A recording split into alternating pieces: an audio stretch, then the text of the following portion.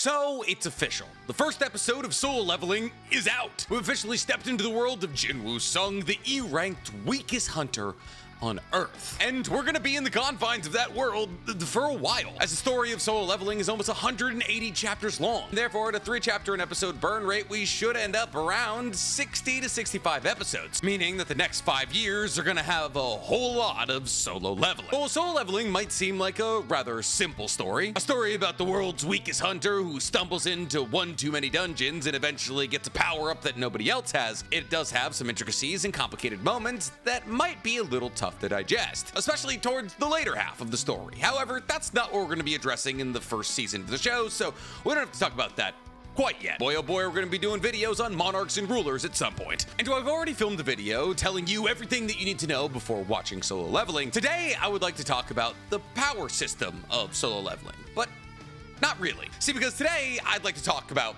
the system, not the power system. What do I mean by that? Well, one could say that there's actually 2 power systems in Solo Leveling. There's the magic that descended upon the world at the same times that the dungeons started appearing around Earth that turned humans into humans with powers, and then eventually hunters once the Hunter Association was created and started handing out licenses. And then there's the powers that Jinwoo Sung has, as Jinwoo Sung's powers don't really play by the conventional set of rules. And therefore, while we could probably do a video explaining the world's power system in Solo Leveling, today I want to talk about our main character's power system, which is known as the system. Because while the system might seem like a relatively regular RPG leveling system, it can get complicated occasionally, and understanding it better allows you to understand the show, or the manga, or the manhwa, I should say, a whole lot better. Because when you don't have to spend time trying to figure things out, then you can just watch the pretty colors and the big explosions. Which is why today we're talking everything you need to know about Solo Leveling's power system. But before we get to talking about power systems or the power of the system, guys, please, for me,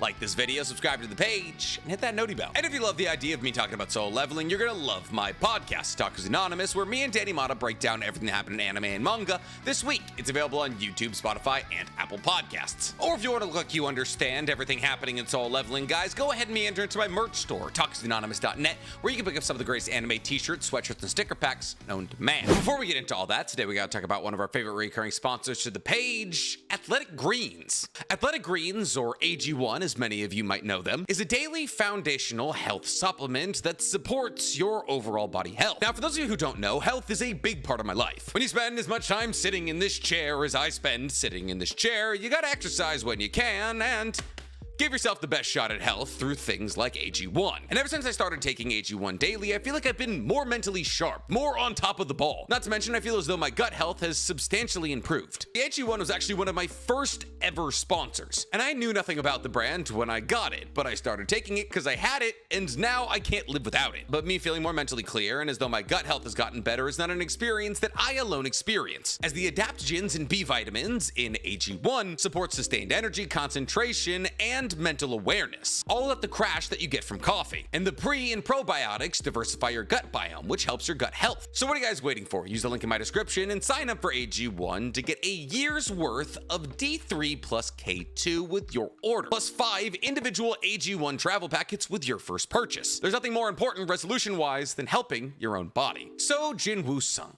our E-ranked hunter, the weakest hunter on Earth. A man so weak that he gets hospitalized after entering even the weakest of dungeons. A man who lives with one foot perpetually in the grave just to pay his mother's hospital bills and get his sister through college. See, well, Jinwoo might be stronger than your average human, as Jinwoo has powers and your average human doesn't. When it comes to being compared to any other hunter, Jinwoo barely registers. In fact, Jinwoo is so weak that whenever the Hunter Association decides to assign him to a dungeon, it's seen as a good luck omen, as any dungeon that Jinwoo Sung is cleared to enter must be a pretty safe one. However, fortunately, or maybe unfortunately for Jinwoo, depending on how you want to look at it, he doesn't stay that way for long. In fact, the story of Solo Leveling is the story of Jinwoo going from the weakest hunter on Earth to the strongest. But how does Jinwoo accomplish any of this? Well, the answer is pretty simple. System. See, system is a power, or a second awakening granted to Jinwoo at the end of the double dungeon, which is the first thing that we ever see happen in the story. And through the power of the system, Jinwoo is systematically able to get stronger and stronger and stronger until eventually He's the strongest hunter on Earth. At least that's the idea of the story. I'm not going to tell you what happens because that would be a spoiler. What is this system? How does it make Jinwoo stronger? Why does it have the capacity to make him the strongest hunter on Earth? And why did he get it? Well, we're going to answer all those questions, but first, let's start with the easy ones. So, what is system? Well, to make it incredibly simple, system basically operates just like a standard RPG leveling system. Think Baldur's Gate or World of Warcraft, or any game where you start at level 1 and slowly work your way up until you're the max level. Now, obviously, levels aren't the only thing involved in a standard RPG. There's stats, active skills, passive skills, titles, and all of these things play into making you stronger. However, depending on where you decide to allot your points depends on how good you are at different things. Are you an assassin? Are you a tanker? Are you a mage? Are you a healer? Did you put points in intelligence? Did you put points in strength, wisdom, durability, speed? All of these are individual ways in which you not only make your character more unique, but also more power. And at its core, that's exactly how system works. It makes Jinwoo an RPG character living in a fantasy world. Now is the only person with the ability to infinitely power up. See, because in the soul leveling worlds, humans with powers only awaken once. Awaken to your powers, and whatever powers you awaken to, that's how powerful you are for the rest of your life. Unless, of course, you undergo what's known as a second awakening. Now, second awakenings are rare,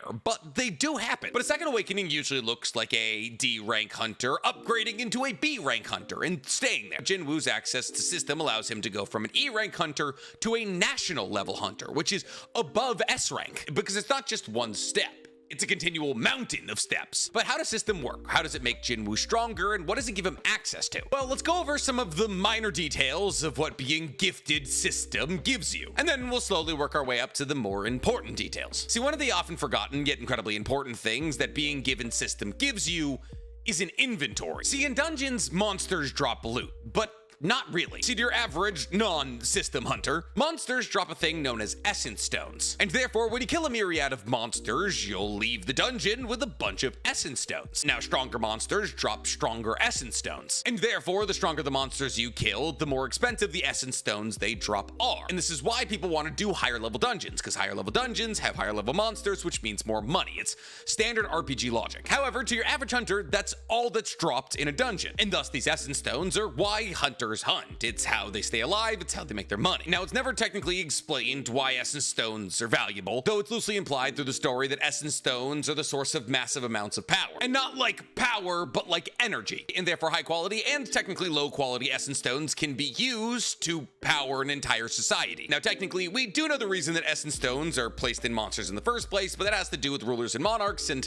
I don't want to get there with you right now. Just know essence stones of different ranks have different colors and are worth different amounts of money, with S-rank essence stones being worth literal millions. But after Jinwoo Sung gets access to system, the monsters no longer just drop essence stones, as they can now drop loot. And whether that loot be vials of potions, armor, or weapons, that's all gotta be placed somewhere, and that can all be placed in Jinwoo Sung's inventory, which, mind you, is endless, with no weight limit. We're not talking a Skyrim inventory system here. So long as this is loot that either Jinwoo has gotten from killing monsters or bought from his shop, Jinwoo can place as much in there as he wants. Since we already brought it up, let's talk about it. Jinwoo also has access to something known as the shop, where Jinwoo can buy armor, potions, weapons, and also sell the loot that he gets from killing monsters. But Nick, how does he pay for these things, and how does the shop pay him? Well, when he gets access to the system, he now gets a new form of currency: double capitalism. And whenever Jinwoo kills a monster, he gets a little bit of that shop-based currency. So not won, the Korean currency, but like some mystical fantasy currency. But the items that Jinwoo buys from the shop, he can't technically share with other people. So let's say hypothetically Jinwoo were to buy a dagger because somebody in his raiding party lost their dagger.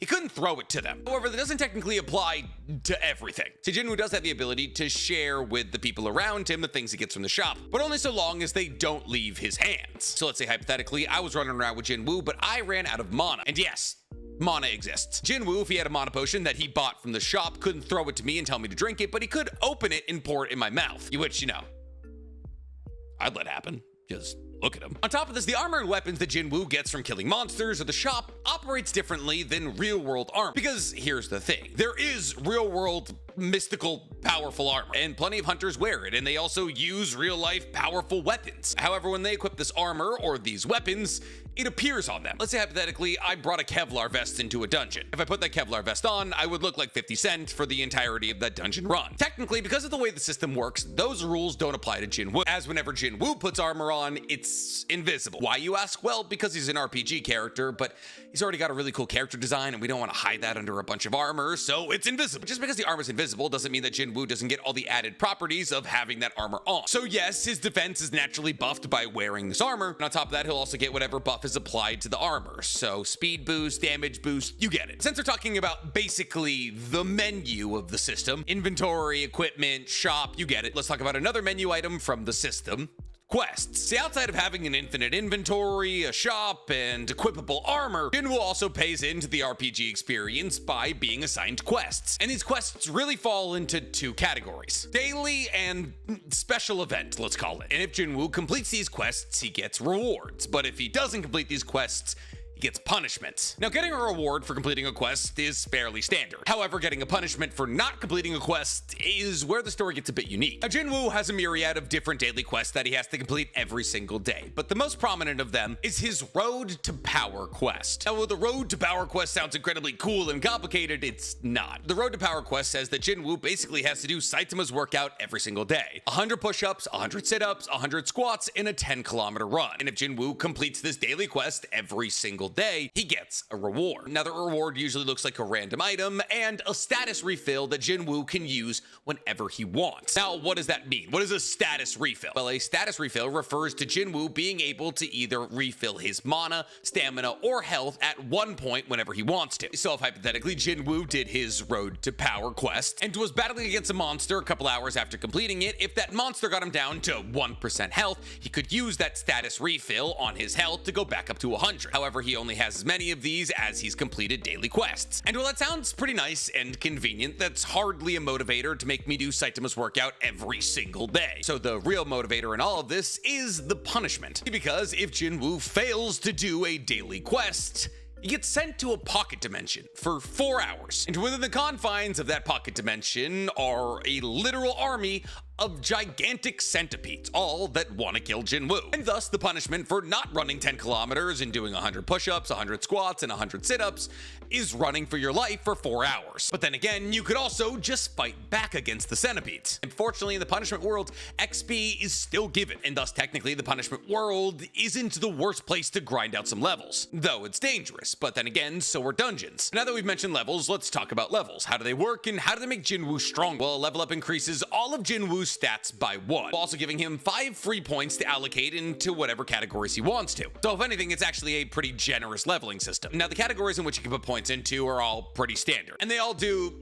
pretty standard stuff. Jinwoo has all the accoutrements of a standard RPG system, like strength, which when he puts points into it makes him literally bigger and stronger. He has speed, which when he puts points into it makes him faster. He has intelligence, which when he puts points into it increases his overall mana amount. He has durability, which when he puts points into it raises his overall defense, and so on and so forth. Basically anything that you would be able to put points into in an RPG, he can put points into, meaning that every single time he levels up, he gets stronger, faster, more durable, and has a higher amount of stamina. And there's a lot of different ways for Jinwoo to level up. Well, obviously Jinwoo could go the grinder route and just kill low-level enemies until he finally gets enough experience to level up. Jinwoo's not really that kind of guy and is therefore always going into higher and higher level dungeons. On top of this, the daily quests and the urgent impromptu quests also give Jinwoo a fair amount of experience, with the urgent impromptu quests giving him way more than the daily quests. But what are these urgent impromptu quests? Well, before we get into those, I'd like to say I'm gonna be doing a little bit of possibly what could be considered spoilers here, but also not really. We're just gonna be talking about where the system came from and why Jinwoo was selected for it, which is information that definitely won't come up in episode 1, but if you want to know, then keep watching. So the reason I'm talking about this right now is because these urgent impromptu quests, like the Slay the Enemy quests, happen technically because the system wants Jinwoo to level up as fast as possible. And therefore, if Jinwoo finds himself in combat against somebody whose bloodlust is high enough, and also if they're powerful enough, Jinwoo will get an impromptu quest, like Slay the Enemy, which basically just tells Jinwoo to kill the person who's currently trying to kill him, which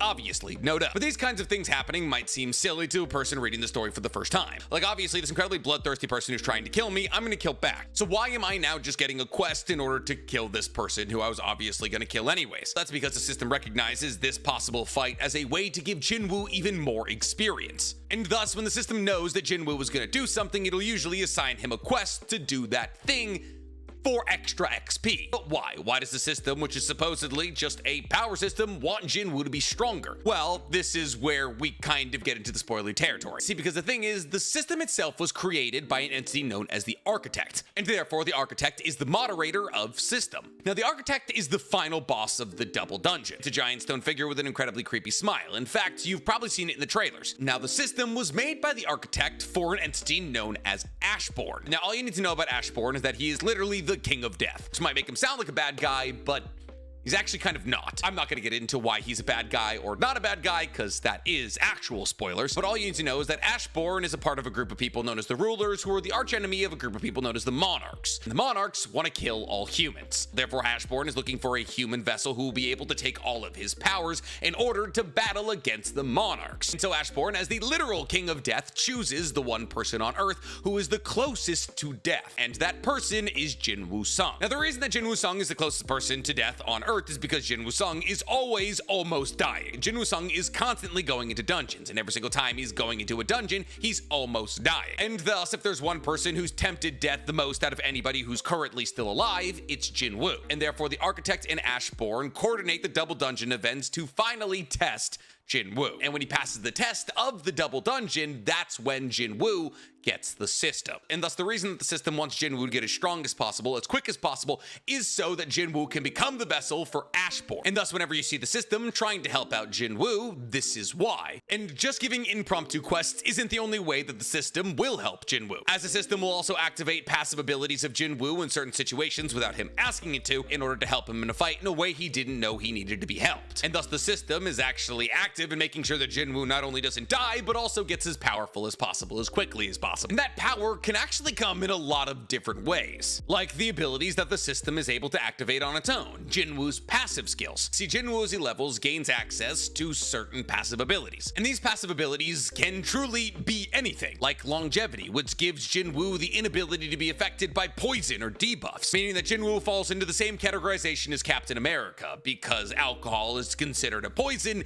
he literally can't get drunk. And he's also got a ton of other passives, like the will to regenerate. And all of his passives passively boost his strength, regeneration, and overall stats, making him more powerful, faster, having more mana, stamina, and health, and so on and so forth. But passive abilities aren't the only way that Jinwoo gets passively stronger, as Jinwoo also, through the system, has access to something known as titles. Now, titles are also basically just passive abilities, but they're labeled differently. See, when Jinwoo does something kind of impressive, he can get a title revolving around that impressive thing. So when Jinwoo kills a bunch of wolves, he gets the title Beast Hunter, which gives him a 40% damage increase to beast-type monsters. And eventually, these titles get absolutely ridiculous, as Jinwoo eventually gets access to things like the One Who Triumphed, which is a title that Jinwoo gets after a series of incredibly close battles that push Jinwoo to his limits. And because Jinwoo battled against so many enemies and so closely, this title gives him the passive ability that every single time he finishes a fight, the amount of health that he's lost percentage-wise will be added onto his total stats. So let's say hypothetically, me and Jinwoo got in a fight, and I managed to take 50% of his health before he cuts me in half. Jinwoo would then get 50 points added to all of his stats. And those are just his passive abilities, which are constantly buffing all of his stat categories, which eventually leads to Jinwoo being a nigh immortal, infinitely powerful, speed of light character. And that's without even taking his active skills into consideration. Because just like any RPG character, Jinwoo needs abilities. He's not just walking around stabbing everybody. He needs to have a couple of moves, he needs to have a couple of counters, he needs some stealth moves, some sprint moves. And while one would think that Jinwoo gets these abilities in a standard way, that is to say that when he levels up, he gets access to new abilities, that is One of the ways that he gets abilities, Jinwoo also has the ability to take the abilities off of powerful foes that he's killed. You see, because when Jinwoo defeats a powerful opponent, he can receive something called a rune stone, and this rune stone contains one of the abilities of the person he just defeated, and therefore when Jinwoo breaks this rune stone, he'll get access to that ability, and therefore Jinwoo eventually ends up with an insane amount of abilities. Things like critical strike, dagger throw, stealth, sprint. And as Jinwoo spends more time with these techniques and uses them more and more and gets more levels, these techniques upgrade, kind of like Ember eventually turning into Flamethrower in Pokemon. And the usage of all of these techniques requires mana, in which, like we've already said, Jinwoo can get additional access to by increasing his intelligence. And while things like Critical Strike or Dagger Throw only use mana when you use them, he also has active abilities that use mana for every second that you continue to use them. That is to say that things like Critical Strike or Dagger Throw are a one-time mana payment, while things like Sprint or Stealth are a continual mana payment. So Stealth is a really good example to explain this. The activation of Stealth takes 200 mana, but for every second that Jinwoo uses Stealth after activating it, there's an additional mana cost. And Sprint works the exact same way. But leveling up and defeating powerful opponents isn't the only way that Jinwoo can get active abilities. As like we already covered in our previous video, every single hunter falls into a categorization. Now these categorizations within the confines of the system are known as jobs. So if your categorization is assassin, the system would recognize your job as assassin. And thus, because Jinwoo has a classification as a hunter and therefore a job, he has job-specific abilities. Wait, they might actually be called classes. I think they're called classes. Whatever class you are not only comes with active abilities, but also passive abilities. See, if you're an assassin, you get access to things like stealth. If you're a tanker, you get access to things like longevity. Standard RPG logic. And Jinwoo, and this is kind of a spoiler, so once again, about a quarter of the way through the story undergoes what's known as a job switch or class switch, where he ends up switching to Necromancer, which makes sense when you consider the fact that the reason he got system is because the literal King of Death is trying to make him his vessel. But because Jinwoo ends up as a Necromancer, Jinwoo gets access to a myriad of necromancy abilities, like the ability to pull on the shadow of defeated enemies and make a clone of them that fights for him. Now, technically, nothing when it comes to necromancy is guaranteed, as many different factors can go into whether or not you're successful in bringing the thing back to life that you want to bring back to life. How powerful is it? How powerful are you? How long are you willing to try and pull this shadow out of its dead body and turn it into a clone, and so on and so forth. But by switching to Necromancer, Jinwoo gets a litany of different ways to build an army of undead soldiers, which is a really good thing considering the fact that he's always solo leveling. But now he doesn't need to be alone because he's got skeletons, and we love that for him. And thus, without getting into things like Ashbourne's abilities, the real motivations behind the rulers and the monarchs, the Dark Heart, and basically the end game of solo leveling, that's everything that you need to know about Jinwoo's abilities. And while I would love to do an incredibly deep and detailed manhwa dive on all of Jinwoo's abilities, I finished the story like a year ago and I haven't reread it since, and I forget a lot, which is why I'm going to dedicate the rest of tonight to rereading the entire story, so I can do those kinds of things. But if you're about to be a casual enjoyer of the anime, then that's everything you need to know about Sis. You can't see the armor, the kid loves daggers, and it gets taller and faster every chapter. That's your TLDR. But if I missed anything about how system works, or you guys want to hear me talk about anything else in solo leveling, tell me in the comments below. While you guys are down there, please, for me, like this video, subscribe to the page, and hit that noti bell. God, I hope this anime does well, because there is so much to talk about.